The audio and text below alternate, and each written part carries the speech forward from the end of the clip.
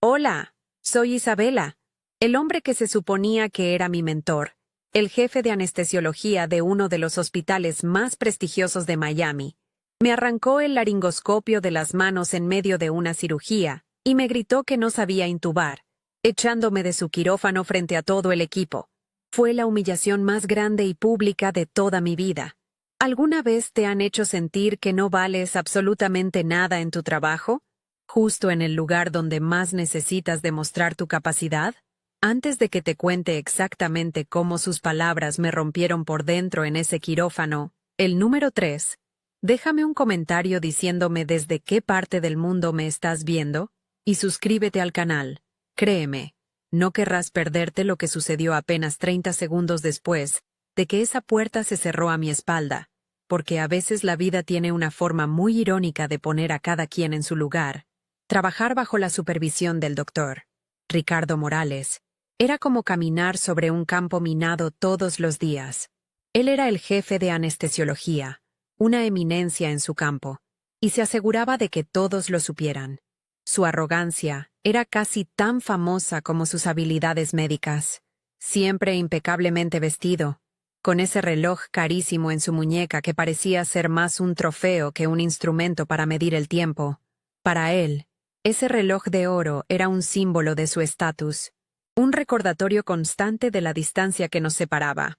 Yo era solo una residente de último año, una mujer en un mundo dominado por hombres con egos tan grandes como sus salarios, y él nunca perdía la oportunidad de hacérmelo sentir. Desde que empecé mi residencia en ese hospital, luchaba con una voz en mi cabeza que me decía que no pertenecía allí, que era un fraude a punto de ser descubierto. El famoso síndrome del impostor. El doctor Morales parecía escuchar esa misma voz y se había convertido en su eco externo. Cada pregunta que yo hacía era ingenua, cada sugerencia era imprudente, cada procedimiento que realizaba era vigilado con una mirada crítica que me taladraba la espalda. Sus humillaciones no eran siempre explosivas. La mayoría de las veces eran pequeños cortes, comentarios sarcásticos lanzados al aire en medio de una cirugía, o simplemente ignorarme por completo cuando le hablaba, como si mis palabras fueran ruido de fondo. Recuerdo una vez, hace unos meses, durante una colecistectomía. Todo iba perfecto. El paciente estaba estable, y yo había manejado la inducción sin ningún problema. Me sentí competente, por un momento. Entonces, el doctor Morales se acercó. Miró los monitores y dijo en voz lo suficientemente alta para que todos escucharan. Hasta un reloj descompuesto da la hora correcta 2 veces al día. ¿No es así, doctora Isabela? El cirujano sonrió incómodamente. Las enfermeras bajaron la mirada, y yo sentí cómo el calor subía por mi cuello. Me redujo a un golpe de suerte, a una casualidad. Ese era su método. Minar mi confianza de a poco. Asegurarse de que nunca me sintiera segura de mis propias capacidades. Hubo momentos en los que intenté rebelarme, no con palabras, sino con trabajo. Me preparaba el doble para cada cirugía. Estudiaba los casos hasta la madrugada. Anticipaba cada posible complicación. Una tarde, en una cirugía de emergencia, logré realizar una intubación difícil en un paciente con una vía aérea complicada antes de que él siquiera pudiera intervenir. Por un segundo, vi un destello de sorpresa en sus ojos, un silencio que se sintió como una victoria, pero duró poco. Al terminar, en lugar de reconocer mi habilidad, me dijo fríamente frente a una enfermera: tuvo suerte de que el paciente no se desaturara con su lentitud. Cada pequeño triunfo que yo lograba, él lo convertía en cenizas con una sola frase. El ambiente en el quirófano cambiaba drásticamente cuando él entraba. La tensión se podía cortar con un bisturí. El resto del personal, desde los cirujanos hasta los técnicos, adoptaba una actitud de sumisión. Nadie lo contradecía. Nadie se atrevía a defender a la residente de turno. Se convertían en testigos silenciosos, cómplices pasivos de mi humillación diaria. Yo me sentía completamente sola, atrapada en una vitrina donde todos podían ver cómo mi espíritu profesional era desmantelado pieza por pieza, día tras día. La soledad en una sala llena de gente es, quizás, una de las peores formas de aislamiento que existen. Ese día en particular, la tensión era aún mayor. Se trataba de una cirugía de columna vertebral muy compleja. Un procedimiento largo y delicado que requería una coordinación perfecta de todo el equipo. Desde la ronda de la mañana, el doctor T. Morales había estado insoportable. Cuestionó mi plan anestésico frente a los cirujanos y me hizo sentir como una estudiante de primer año. Mientras me lavaba las manos para entrar al quirófano, me miré al espejo y vi el miedo en mis propios ojos. Tomé una respiración profunda y me dije a mí misma que podía hacerlo, que solo tenía que sobrevivir las próximas 8 horas. Entré al quirófano NO3. El paciente ya estaba en la mesa, y el equipo se movía con una eficiencia silenciosa y ensayada. Yo comencé a preparar todo para la inducción, sintiendo la mirada pesada del doctor Morales sobre cada uno de mis movimientos. Él estaba de pie junto a la cabecera de la mesa, con los brazos cruzados, observando. No decía nada, pero su silencio era más intimidante que cualquier grito. El aire estaba cargado, denso con su desaprobación anticipada. Yo sabía que estaba esperando el más mínimo error, el más pequeño titubeo, para lanzarse sobre mí. Y, lamentablemente, no tuvo que esperar mucho. Comencé el proceso de inducción, mi corazón latiendo contra mis costillas como un pájaro atrapado.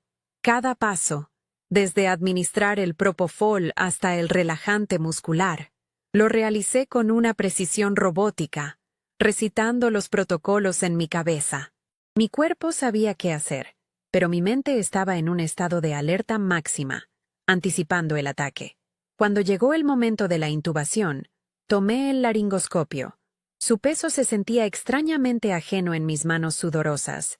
Me incliné sobre el paciente, abrí su boca y deslicé la hoja de metal con cuidado. Era el momento de la verdad, el acto que definía nuestra especialidad, y yo sentía que estaba a punto de ser juzgada no por un jurado de mis pares, sino por un verdugo. El primer intento fue difícil. La anatomía del paciente era más complicada de lo que los estudios previos sugerían. No podía obtener una vista clara de las cuerdas vocales. Es algo que pasa, una situación para la que estamos entrenados. Pero en ese silencio cargado, mi dificultad se sintió como un fracaso monumental. Fue entonces cuando escuché su voz, un susurro venenoso que cortó el aire. ¿Necesita ayuda para encontrar el camino, Dra, Isabela? Parece perdida. No era una oferta de ayuda, era una burla.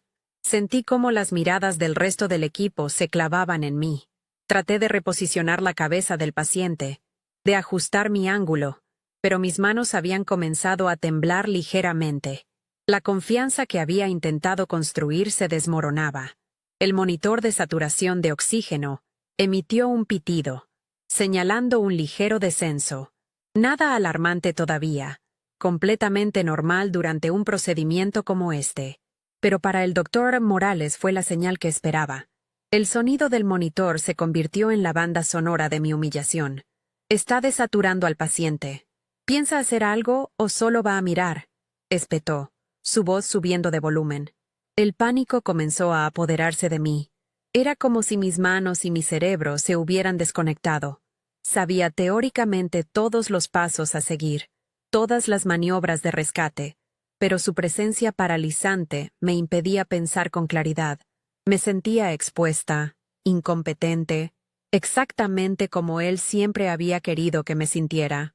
Se acercó a mí, invadiendo mi espacio personal hasta que pude oler su costosa y abrumadora colonia. Su sombra cayó sobre mí y sobre el paciente. «Ya he tenido suficiente de su ineptitud», dijo en voz baja, pero con una furia contenida que era más aterradora que un grito. Recordé vívidamente a otro residente, meses atrás, que había sido objeto de un ataque similar y que, semanas después, había solicitado su traslado a otro hospital, con la reputación hecha trizas. En ese instante, comprendí que no solo estaba en juego mi orgullo, sino mi carrera. Una mancha como esta en mi expediente, especialmente en el último año, sería casi imposible de borrar. La reputación en un hospital tan competitivo como este lo era todo. y él estaba a punto de destruir la mía. En un último y desesperado intento por redimirme, cambié la hoja del laringoscopio por una diferente, una técnica alternativa para vías aéreas difíciles.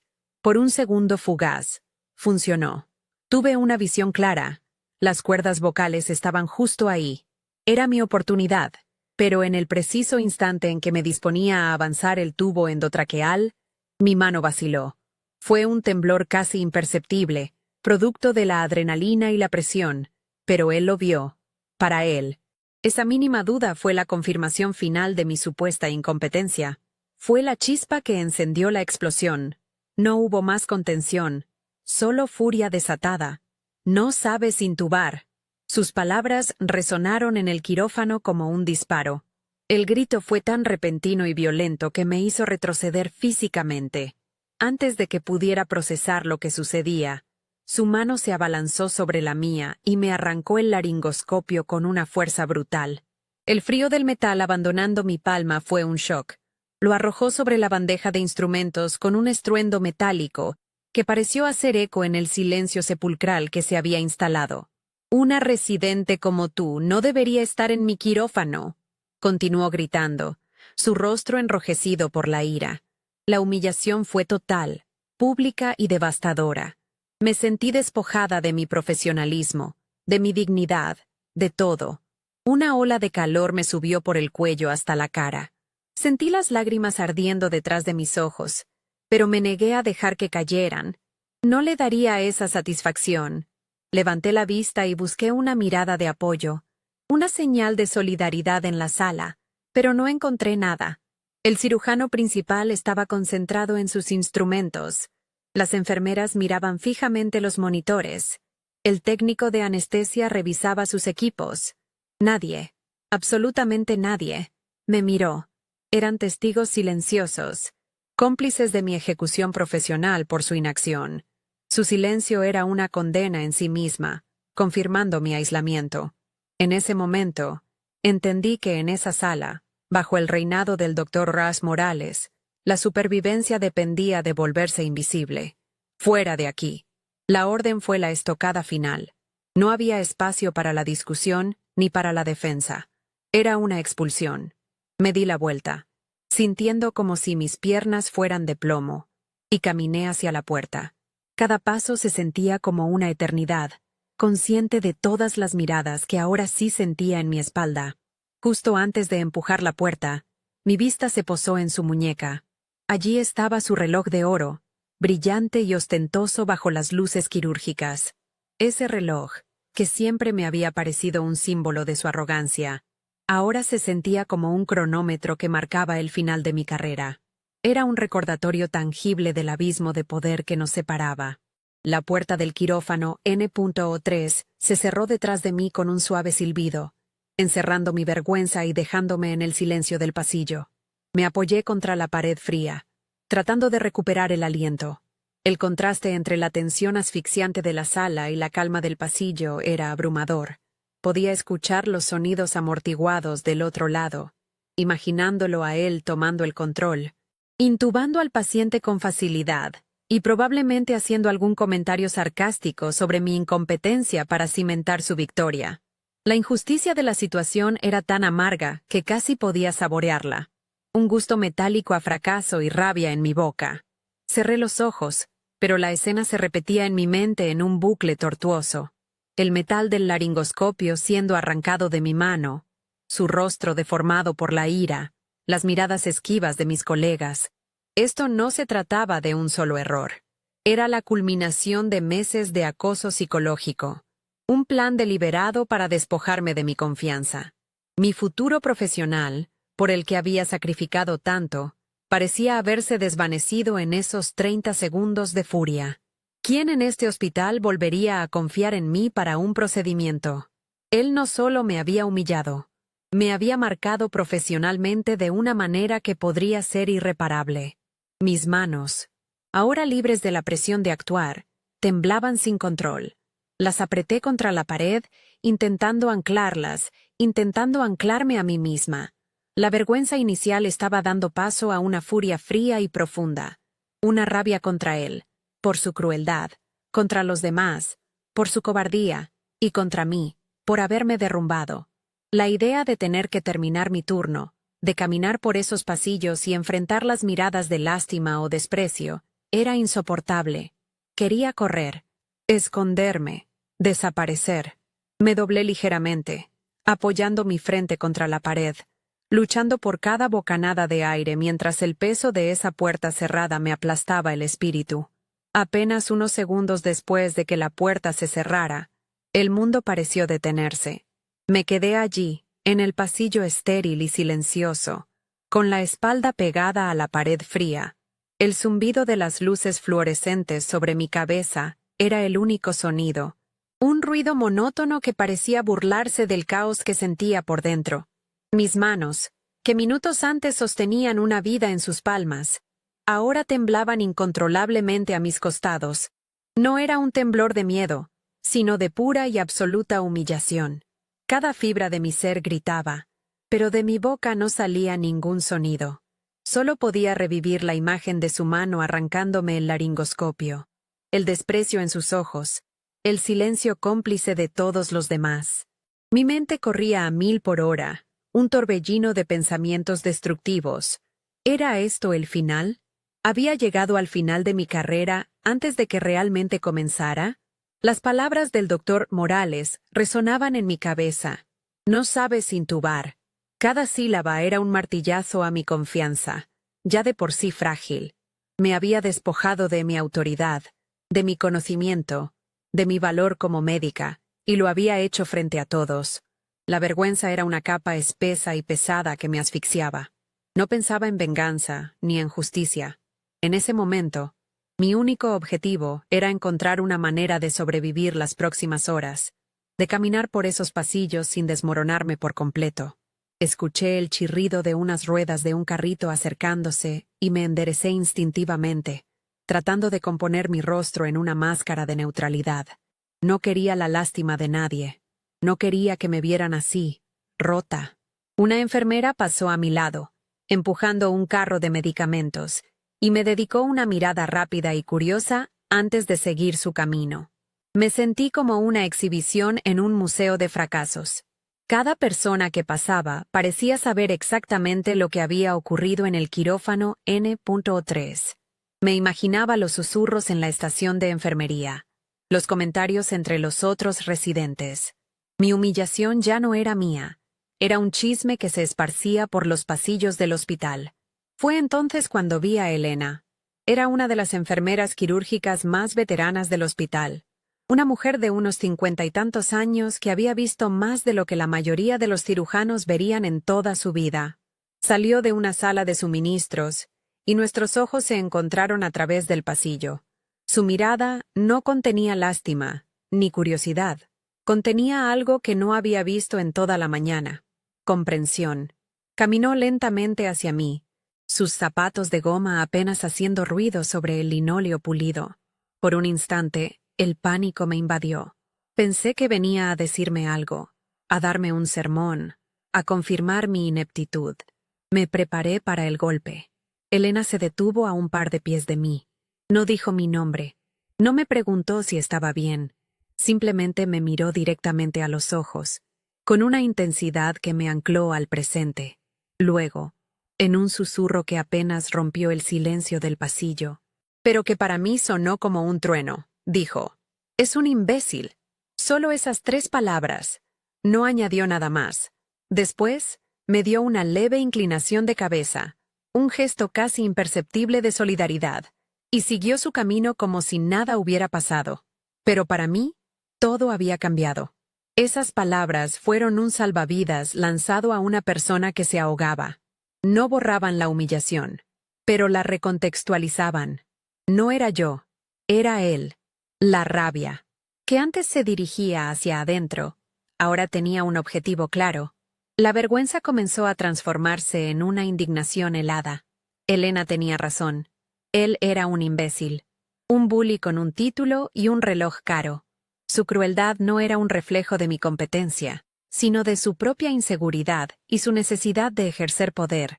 La imagen de su rostro enrojecido por la ira ya no me parecía la de un dios de la medicina, sino la de un hombre pequeño y patético. El temblor de mis manos comenzó a ceder, reemplazado por una determinación fría.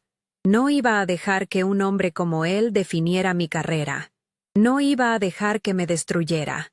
Mientras procesaba este cambio de perspectiva, un movimiento al final del pasillo captó mi atención.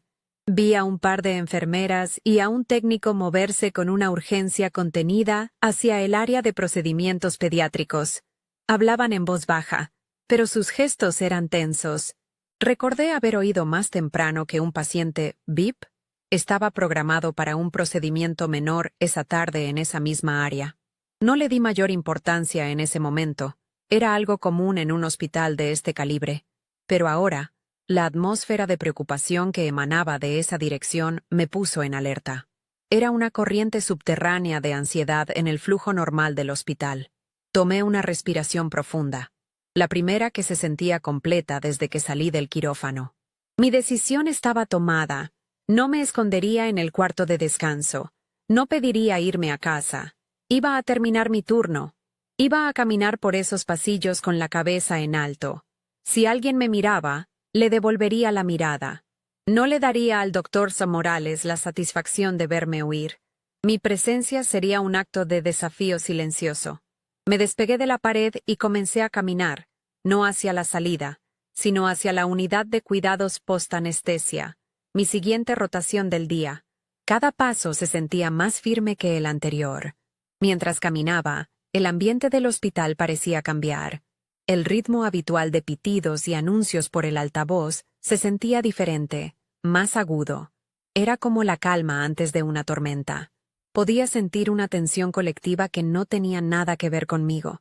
Era algo más grande, más inminente. Fue entonces cuando escuché un sonido distinto, una serie de pitidos rápidos y agudos que provenían de la dirección del ala pediátrica. Era una alarma de monitor, una de esas que indican un cambio crítico en los signos vitales de un paciente. Mi instinto se activó, mi mente cambiando inmediatamente del modo de víctima al de médica. Y entonces, sucedió. Un sonido estridente y penetrante cortó el aire, resonando por todo el piso. No era una alarma de monitor, era la alarma de código azul. Fuerte, inconfundible y aterradora. El llamado de emergencia que significaba que el corazón de alguien se había detenido o había dejado de respirar. Las luces de emergencia en el techo comenzaron a parpadear, bañando el pasillo en destellos azules intermitentes, y el anuncio por el altavoz confirmó mi peor temor, con una voz metálica y urgente que me heló la sangre. Código azul. Quirófano pediátrico. Código azul. Quirófano pediátrico. El lugar exacto de donde venía la tensión. El lugar exacto donde estaba el paciente VIP. El caos se desató en un instante. El código azul no era una sugerencia. Era una orden universal que ponía en marcha una coreografía frenética y precisa. Las puertas se abrieron de golpe. Enfermeras y médicos salieron corriendo de las habitaciones, sus rostros tensos y concentrados. El sonido de un carro de reanimación, con sus ruedas chirriantes y el tintineo de los medicamentos, se acercaba a toda velocidad por el pasillo. Mi cuerpo reaccionó antes que mi mente. Años de entrenamiento se apoderaron de mí, borrando por un segundo el recuerdo de mi humillación. Mi corazón se aceleró, no por el pánico, sino por la adrenalina. Me convertí en lo que era, una médica. Me moví instintivamente hacia el origen del caos, hacia la alarma que seguía sonando con una urgencia implacable. El destello de las luces azules intermitentes bañaba las paredes blancas del pasillo, creando una atmósfera surrealista y de pesadilla. A medida que me acercaba, podía escuchar fragmentos de conversaciones, voces tensas que gritaban órdenes y pedían equipos. Necesito un laringoscopio pediátrico. Preparen la epinefrina. Saturación en descenso. Cada frase era un golpe de martillo que aumentaba la presión en el aire. No era un espectador. Sentía cada palabra como si estuviera dirigida a mí, como si mi lugar estuviera allí dentro, en el centro de la tormenta. Llegué al umbral del área quirúrgica pediátrica y me detuve, sin atreverme a cruzar la línea invisible. A través del cristal de la puerta, la escena era de un pánico controlado. Un pequeño cuerpo yacía en la mesa de operaciones, rodeado por un enjambre de batas verdes y azules. Podía ver a un residente de pediatría intentando ventilar al niño con una mascarilla, sus movimientos rápidos pero visiblemente nerviosos. Otro médico intentaba asegurar una vía intravenosa en un brazo diminuto. El monitor cardíaco emitía un pitido agudo y continuo, una línea casi plana que gritaba la proximidad de la muerte. La sensación de impotencia que emanaba de esa sala era tan densa que casi podía tocarla. Y entonces lo vi. Apartado del epicentro de la acción, de espaldas a la pared, estaba el doctor, Ricardo Morales. Pero no era el hombre que yo conocía. El aura de arrogancia y poder se había desvanecido por completo, reemplazada por una fragilidad que era casi impactante. Estaba pálido como el papel, con la mirada perdida en la escena, sus manos apretadas en puños a los costados. Su cuerpo estaba completamente rígido, paralizado por un terror puro y absoluto. No era un jefe de departamento, era un espectador impotente, un hombre viendo cómo su mundo se desmoronaba frente a sus ojos. Su costoso reloj de oro, que antes brillaba con autoridad, ahora parecía un grillete inútil en su muñeca. Una de las enfermeras, al verlo allí, se acercó a él y le dijo algo en voz baja, con una urgencia desesperada en su tono. Aunque no pude oír sus palabras, vi cómo la cabeza del doctor Morales se sacudía en una negación casi imperceptible. Fue entonces cuando otra enfermera salió corriendo de la sala, casi chocando conmigo. Su rostro estaba bañado en sudor. «No podemos intubarlo. Es una vía aérea difícil», exclamó a nadie en particular. «El doctor Evans está en una cirugía cardíaca. No puede venir». El pánico en su voz confirmó la gravedad de la situación. Estaban perdiendo tiempo. Estaban perdiendo al niño. Mi mirada volvió al doctor Morales. Nuestros ojos se encontraron a través del cristal. En su mirada, vi algo que nunca había esperado ver. Súplica. Un ruego silencioso y desesperado del hombre que apenas unos minutos antes me había destrozado. Y en ese instante, en medio del caos y las alarmas, una enfermera que pasaba a mi lado susurró, casi sin aliento, las palabras que lo cambiaron todo. «Es su hijo. Es Mateo». El mundo se detuvo. El niño en esa mesa, el niño cuya vida se escapaba con cada segundo que pasaba, era el hijo del doctor Morales. La ironía era tan cruel, tan abrumadora, que me dejó sin aire. Un torbellino de emociones me golpeó. La ira, la humillación, el deseo de verlo sufrir como él me había hecho sufrir a mí.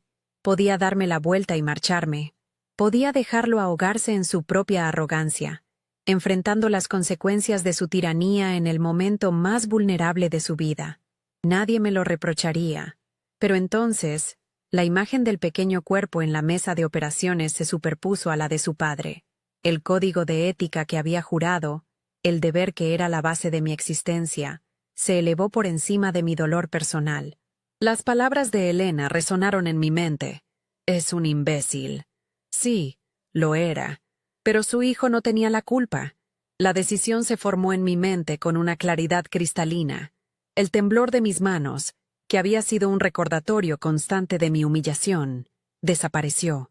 Se transformó en una quietud absoluta, una firmeza que nacía no de la confianza, sino de la necesidad. Ya no era Isabela, la residente humillada. Era la doctorira, Isabela, la anestesióloga. La única persona en ese pasillo que no estaba ocupada, que no estaba paralizada por el pánico y que tenía la habilidad específica que se necesitaba para salvar esa vida. Mi propósito se volvió tan afilado como la punta de un bisturí. Comencé a caminar.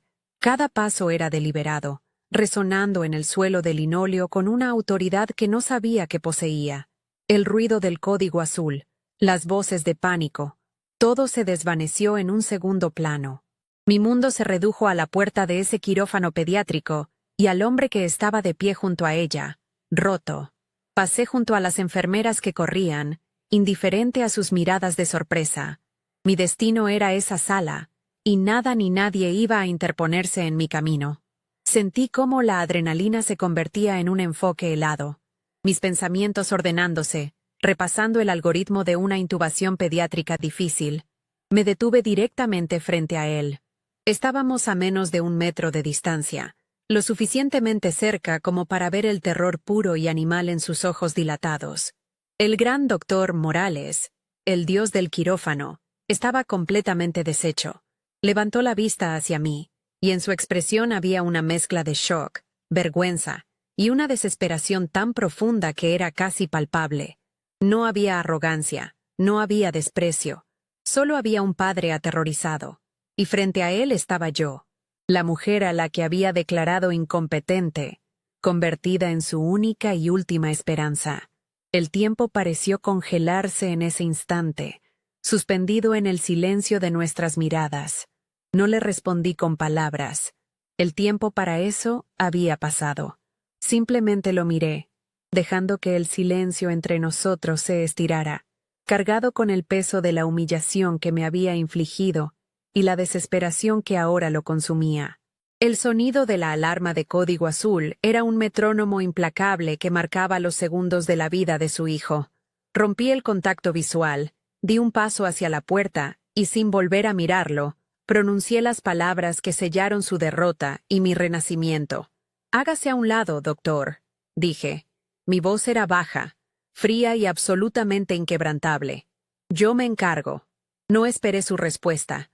Vi por el rabillo del ojo cómo su cuerpo, antes tan imponente, pareció encogerse, y con un asentimiento casi imperceptible, se apartó de la puerta, cediéndome el paso.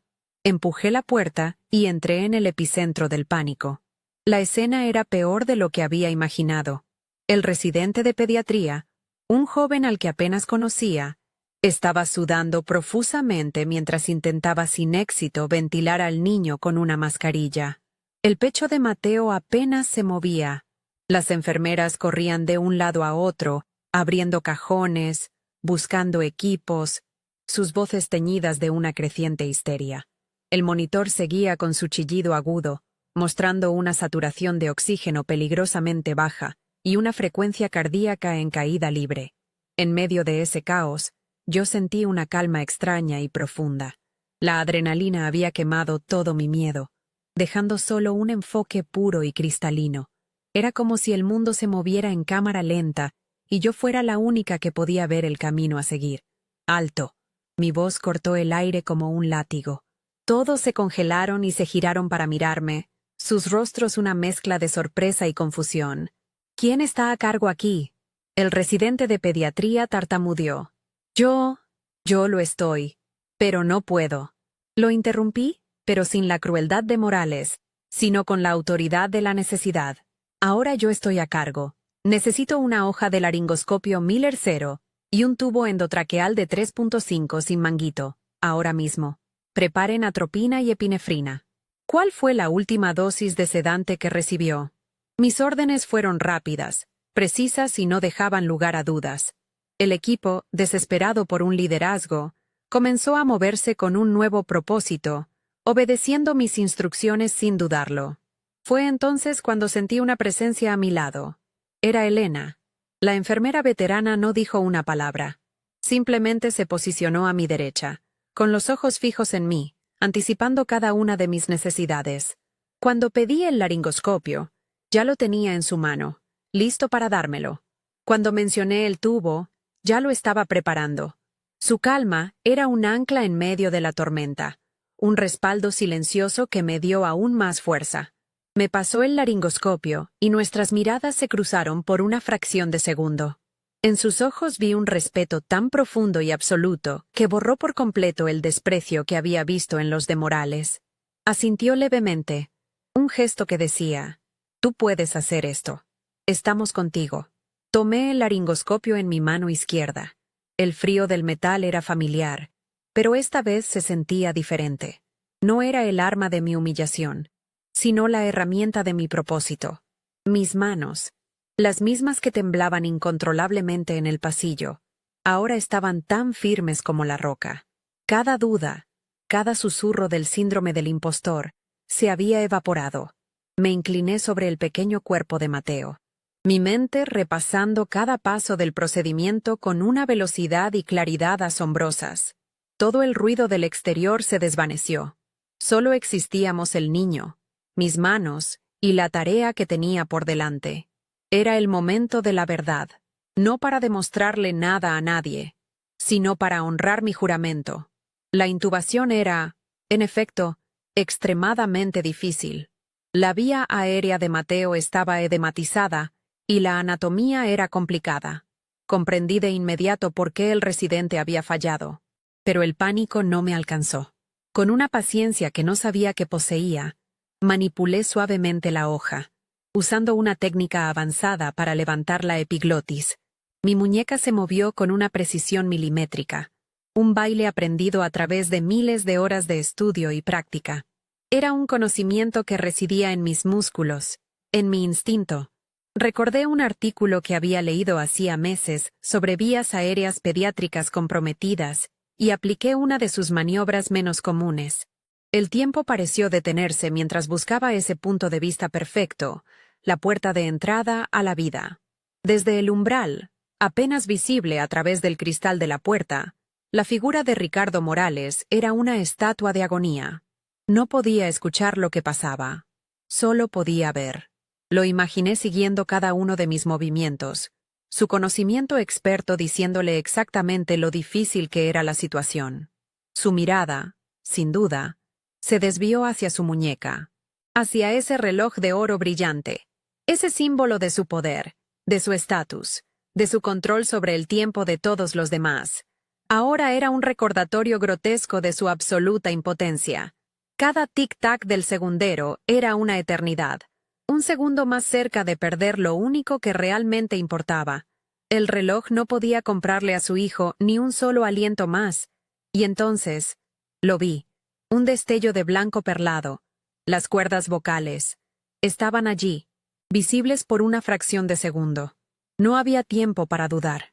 Con mi mano derecha, deslicé el tubo endotraqueal con una suavidad y una certeza que me sorprendieron incluso a mí misma. Sentí la sutil resistencia cuando pasó a través de las cuerdas. El momento exacto en que entró en la tráquea. Tubo adentro. Anuncié. Mi voz firme y clara. Elena ya estaba lista con el estetoscopio. Conecté la bolsa de ventilación y comencé a apretarla suavemente, insuflando aire, insuflando vida, en los pulmones del niño. El silencio en la sala fue roto por el sonido más hermoso del mundo. El murmullo del aire llenando ambos campos pulmonares. Elena auscultó y asintió con una sonrisa de alivio. Buena entrada de aire bilateral, confirmó. Casi al mismo tiempo, el sonido del monitor cardíaco cambió. El chillido agudo de la alarma fue reemplazado por un pitido rítmico y constante, cada vez más fuerte. La línea en la pantalla comenzó a dibujar ondas regulares, y la cifra de la saturación de oxígeno, que había caído a niveles críticos, comenzó a subir. 75, 82, 90, 95. El color rosado comenzó a volver a las mejillas y los labios de Mateo. La tensión en la sala se rompió como un dique, reemplazada por una ola colectiva de alivio que era casi palpable. Me erguí y miré a mi alrededor. El joven residente me miraba con una mezcla de asombro y gratitud que nunca olvidaré. Las enfermeras, que antes corrían en pánico, ahora trabajaban con una eficiencia tranquila, administrando los medicamentos que yo había ordenado. Había restaurado el orden a partir del caos, no con gritos ni arrogancia, sino con competencia pura y dura. En ese momento, en ese pequeño quirófano pediátrico, me gané un respeto que ningún título o recomendación podría haberme dado jamás. Me lo gané con mis propias manos, con mi propio conocimiento, en el momento de mayor presión imaginable. Retiré los guantes y los dejé caer en el contenedor de residuos con un gesto final y deliberado. Mi trabajo allí había terminado. Me di la vuelta y mi mirada se encontró una vez más con la de Ricardo Morales a través del cristal. Ya no había pánico en sus ojos. Tampoco había arrogancia. Lo que vi fue algo mucho más complejo. Una mezcla de vergüenza, gratitud y una derrota tan absoluta que lo había vaciado por completo. El hombre que me había gritado que no sabía intubar acababa de presenciar cómo esa misma habilidad, en mis manos, le había devuelto a su hijo. No dijimos nada. No era necesario. En el silencio de esa mirada, todo había sido dicho. La balanza de poder se había inclinado, no por venganza, sino por justicia poética. Salí del quirófano pediátrico y caminé por el pasillo, que ahora parecía extrañamente silencioso. El eco de la alarma de código azul todavía zumbaba en mis oídos, pero la adrenalina que me había mantenido en pie comenzaba a desvanecerse, dejando tras de sí un agotamiento profundo, no solo físico, sino del alma. Cada paso se sentía pesado. No me sentía como una heroína, ni sentía el dulce sabor de la venganza. Solo sentía el inmenso peso de lo que acababa de suceder. La imagen del rostro destrozado de Ricardo Morales, observándome a través del cristal, estaba grabada a fuego en mi mente. Esa imagen era más elocuente que cualquier palabra, más definitiva que cualquier disculpa que jamás pudiera ofrecer. La noticia, como era de esperar en un hospital, se extendió más rápido que una infección. Pero esta vez, los susurros no eran sobre mi supuesta incompetencia. Al caminar hacia la estación de enfermería para completar mi informe, las miradas que recibí eran diferentes. Ya no había lástima ni curiosidad morbosa. Había asombro, respeto. Varias enfermeras que antes apenas me dirigían la palabra, ahora asentían con la cabeza al pasar. Elena estaba allí, organizando unos expedientes. Cuando levantó la vista y me vio, una pequeña sonrisa se dibujó en su rostro. Se acercó y, sin decir una palabra, me puso una mano en el hombro. Ese simple gesto, firme y cálido, fue el reconocimiento más grande que podría haber recibido. Significaba, lo vimos, lo sabemos. Al día siguiente, mientras tomaba un café en la cafetería antes de mi turno, él se acercó. Ricardo Morales parecía haber envejecido 10 años en una noche. Las líneas de su rostro eran más profundas. Su postura, antes tan erguida y dominante, ahora estaba ligeramente encorvada. Se detuvo frente a mi mesa, sin atreverse a sentarse. Durante un largo segundo, solo miró la taza de café en mis manos, como si buscara las palabras. Finalmente, levantó la vista, y sus ojos, por primera vez, no contenían ni una pizca de arrogancia. «Mateo está estable», dijo. Su voz era un murmullo ronco. «Los pediatras dicen que le salvaste la vida. Gracias, Isabela». Pronunció mi nombre como si fuera la primera vez que lo decía de verdad. No hubo disculpas por lo del quirófano. No era necesario. Su gratitud era su confesión. En las semanas que siguieron, noté un cambio sutil pero profundo en él. ¿El doctor? Ricardo Morales ya no era el tirano del departamento de anestesiología. Su voz ya no retumbaba en los pasillos, sus críticas ya no eran públicas ni venenosas. Se volvió más reservado, más observador. Y un día, lo noté. Su muñeca estaba desnuda.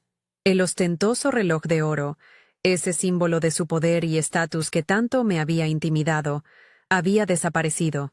Nunca más se lo volví a ver. Era como si, al mirar ese reloj mientras la vida de su hijo pendía de un hilo, finalmente hubiera entendido su inutilidad. Había aprendido de la manera más brutal que el tiempo no se puede comprar ni controlar, y que la verdadera valía no brilla en la muñeca, sino en las manos. Las consecuencias profesionales para mí fueron inmediatas y abrumadoras. Una semana después del incidente, fui llamada a la oficina del director del hospital. Esperaba una conversación incómoda, quizás una reprimenda por haber tomado el control sin autorización. En cambio, me encontré con el jefe de cirugía y el propio director, quienes me ofrecieron una disculpa en nombre del hospital por el ambiente de trabajo inaceptable que había tenido que soportar. Luego, me ofrecieron una plaza asegurada en el programa de Fellowship de Anestesia Cardiotorácica, el más competitivo del país, para cuando terminara mi residencia. Mi reputación ya no estaba en duda. Se había forjado en el fuego de la crisis más intensa posible. Para el doctor Morales, las consecuencias fueron más silenciosas pero igualmente definitivas. Aunque conservó su puesto como jefe de departamento, su autoridad moral se había evaporado. Todo el personal del quirófano había sido testigo de su colapso y de mi intervención. Ya no le temían. Le tenían una especie de lástima mezclada con un respeto a regañadientes por lo que yo había hecho por él. Su poder ya no se basaba en la intimidación, sino en la deuda silenciosa que tenía conmigo y con todos los que presenciaron su momento de mayor vulnerabilidad. Se convirtió en una figura disminuida, un recordatorio andante de que la arrogancia es el castillo más frágil de todos. Un mes más tarde, me asignaron de nuevo al quirófano N.3.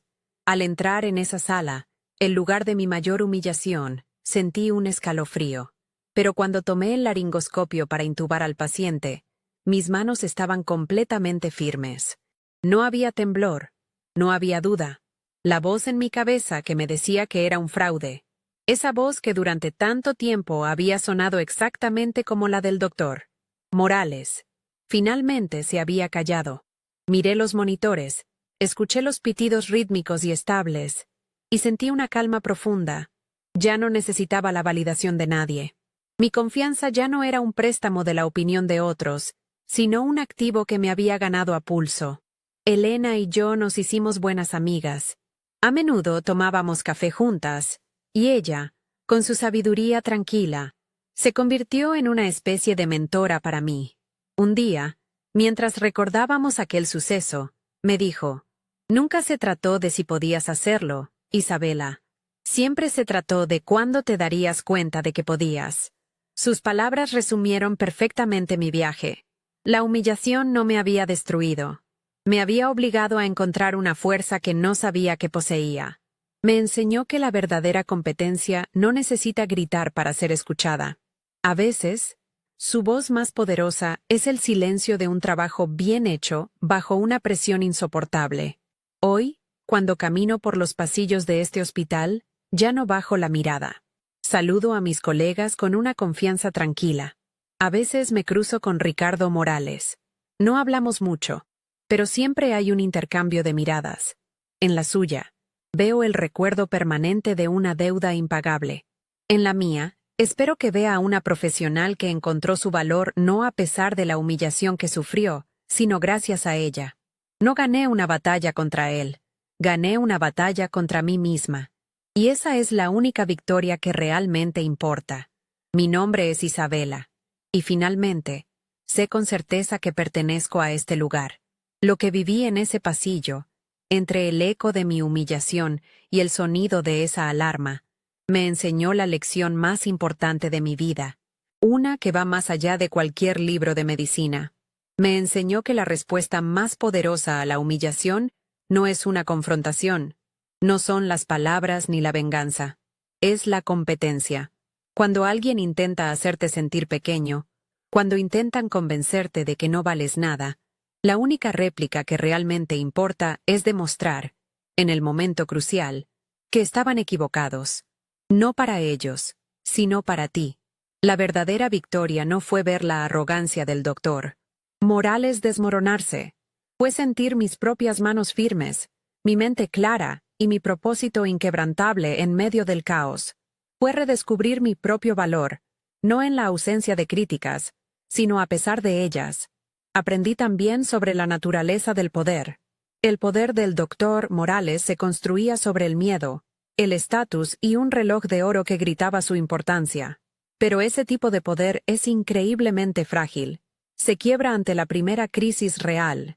Mi poder, en cambio, nació de miles de horas de estudio, de sacrificio y de un juramento que hice para servir a los demás. No era un poder ostentoso, sino silencioso y resistente. En el momento en que la vida de su hijo pendía de un hilo, su estatus se volvió irrelevante.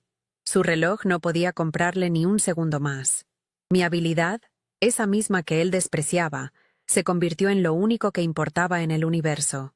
La verdadera autoridad no te la da un título, te la ganas en la arena, cuando las luces se apagan y solo queda tu capacidad. Ese día, la voz en mi cabeza, esa que me susurraba constantemente que yo era un fraude, finalmente se cayó para siempre. Durante años, Esa voz había tenido el tono exacto del doctor Morales. Cada vez que dudaba de mí misma, escuchaba sus críticas, sus burlas, su desprecio. Pero cuando me enfrenté a esa crisis, cuando tuve que actuar o dejar morir a un niño, no hubo tiempo para dudar. Solo hubo tiempo para ser la médica que había trabajado tan duro para convertirme. Al salvar a Mateo, no solo le demostré a él de lo que era capaz, me lo demostré a mí misma de una manera tan definitiva que ninguna duda podría volver a echar raíces en mi mente. La validación más importante no viene de afuera, viene del conocimiento interno y probado de tu propia fuerza. Pienso a menudo en el simbolismo de todo aquello. El laringoscopio, el instrumento de mi humillación pública, se convirtió en la herramienta de mi redención y de la salvación de una vida. Fue como si el destino me hubiera devuelto la misma arma que se usó en mi contra, dándome la oportunidad de redefinir su significado. Y su reloj, ese brillante y pesado recordatorio de la distancia que nos separaba, se transformó en un simple trozo de metal inútil, un cronómetro que marcaba su impotencia. Esta experiencia me enseñó que los objetos solo tienen el poder que nosotros les damos. Un título, un uniforme, un objeto de lujo. No son nada sin la integridad, la habilidad y el carácter de la persona que los porta. Al final, lo único que realmente posees es lo que sabes hacer con tus propias manos. También entendí el inmenso valor de un aliado silencioso. En mi momento más bajo, apoyada contra esa pared fría, sintiéndome completamente sola, las 3 simples palabras de Elena, «Es un imbécil», fueron un ancla. No resolvieron mi problema, no borraron la humillación, pero me recordaron que no estaba loca. Me devolvieron la perspectiva y transformaron mi vergüenza en una indignación justa. A veces, todo lo que necesitamos es que una persona nos confirme que lo que estamos viviendo es real e injusto. Ese pequeño gesto de solidaridad puede ser el combustible que necesitas para no rendirte. Si alguna vez ves a alguien en esa situación, sé esa persona. Sé la Elena en la historia de alguien más. Nunca subestimes el poder de un simple acto de apoyo. La famosa gota que derramó el vaso no fue solo la que él derramó sobre mí con su grito en el quirófano. La vida tiene una forma irónica de equilibrar las cosas. La verdadera gota que colmó el vaso fue la crisis de su propio hijo, el momento en que su universo lo obligó a enfrentarse a las consecuencias de su arrogancia de la manera más brutal posible. El destino lo puso en una situación en la que la única persona que podía ayudarlo era la misma a la que había intentado destruir. No creo en el karma como una fuerza mística, pero sí creo que la forma en que tratas a las personas crea el mundo en el que vives. Él creó un entorno donde todos le temían, y en su hora de mayor necesidad,